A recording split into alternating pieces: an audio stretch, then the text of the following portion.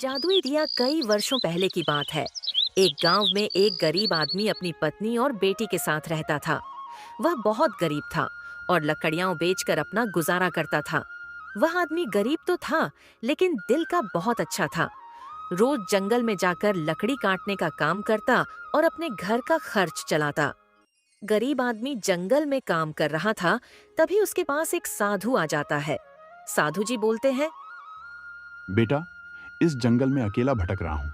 रास्ता भी भूल गया हूँ। क्या तुम मुझे पानी पिला सकते हो? क्यों नहीं साधु जी, यह लीजिए पानी। साधु जी ने पानी पिया और उसका शुक्रिया अदा किया। जब साधु जी ने एक गरीब आदमी को देखा, तो वह आदमी उदास था।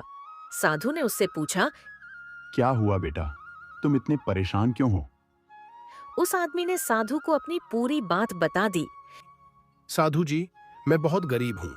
जंगल में लकड़ियां काटकर अपने परिवार का गुजारा करता हूँ, लेकिन फिर भी मैं अपने परिवार का पेट नहीं भर सकता। साधु जी ने एक चमत्कार किया और उस गरीब आदमी को एक जादुई दिया दिया। साधु जी, यह तो एक दिया है, मगर इस दिए का मैं क्या करूंगा? अरे बेटा, ये कोई साधारण दिया नहीं है। ये जादुई दिया है। इस दिए को जलाकर तुम जो भी दिल से कहोगे वह तुम्हें मिल जाएगा। साधु जी, शुक्रिया। गरीब आदमी दिया लेकर अपने घर आ जाता है और अपनी पत्नी से कहता है, देखना इसका चमत्कार, यह जादुई दिया है। तुम्हें जो भी चाहिए, हम दिए से सच्चे दिल से मांगेंगे तो वह आ जाएगा। भाग्यवान, सुनती हो? देखो मैं क्या लेकर आया हूँ। अरे, क्या हुआ जो तुम इतना चिल्ला रहे हो?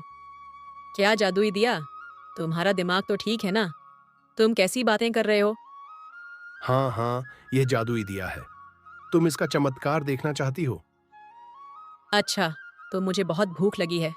क्या तुम मेरे लिए रसगुल्ले मंगवा सकते हो? देखो, जादुई दिए का कमाल।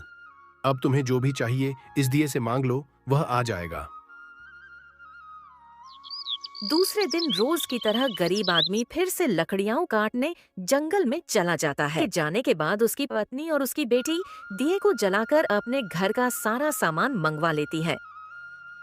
शाम होते ही जब गरीब आदमी अपने घर की ओर आता है, तो वह अपने घर को पहचान नहीं पाता। अरे, इतना बड़ा घर! क्या यह मेरा ही है? मेरा घर तो बहुत छोटा था। अरे सुनो, ये आपका ही घर है। बस जादुई दी का कमाल है। उसकी पत्नी घर के बाहर ही खड़ी होती है और उसे बताती है, दिए का कमाल है। घर पूरी तरह बदल जाता है। कुछ दिन बाद वही साधु फिर उनके दरवाजे पर आ जाता है और गरीब आदमी की पत्नी से खाना मांगता है।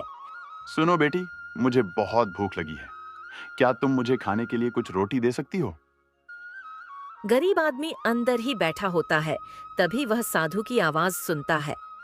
कौन कमबख्त है जो खाना मांग रहा है? पता नहीं कौन भिखारी है, खाना मांग रहा है। भगाओ भिखारी को, हमारे पास कोई खाना नहीं है। चले जाओ भिखारी, हमारे पास तुम्हें देने के लिए खाना नहीं है। ये सुनकर साधु दुखी होकर वहां से चला जाता है। गरीब आदमी की बेटी को भूख लगती है। तब वह अपनी माँ से कहती है, माँ, मुझे बहुत भूख लगी है, दिए से खाना मंगा दो।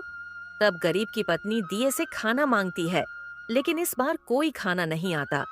इस वजह से गरीब की पत्नी परेशान हो जाती है।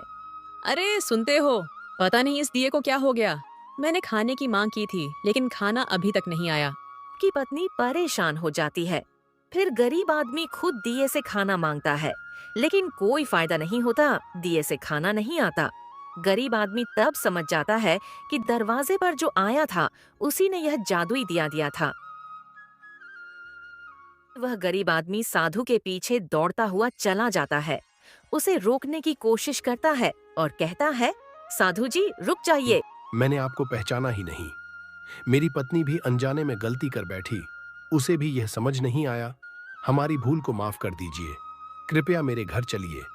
मैं दिल से आपकी सेवा करना चाहता हूँ। आपको अपने हाथों से भोजन कराऊंगा।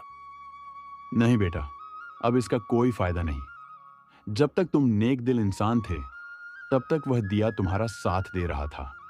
लेकिन जैसे ही तुम्हारे दिल से इंसानियत मिट गई, उसका जादू भी खत्म हो गया। अब वह दिया सिर्फ एक साधारण दीपक है, जो तुम्हारे किसी काम का नहीं। गरीब आदमी साधु से माफी मांगता है और अपनी गलती स्वीकार करता है। दोस्तों, सबसे पहले मैं दिल से आपका शुक्रिया अदा करता हूं कि आपने मेरा साथ दिया और मुझे बेहतर कंटेंट बनाने के लिए सपोर्ट मिला। आपकी मोहब्बत और हौसले की वजह से मैं और भी मेहनत करूंगा ताकि आपको और बेहतरीन कहानियां और वीडियोस दे सकूं। अगर आपको मेरा चैनल सिंध टून्स पसंद आता है तो इसे जरूर सब्सक्राइब करें, लाइक करें और अपने दोस्तों के साथ शेयर करें ताकि हमारा परिवार और बड़ा हो सके। आपका प्यार और सपोर्ट ही मेरी असली ताकत है।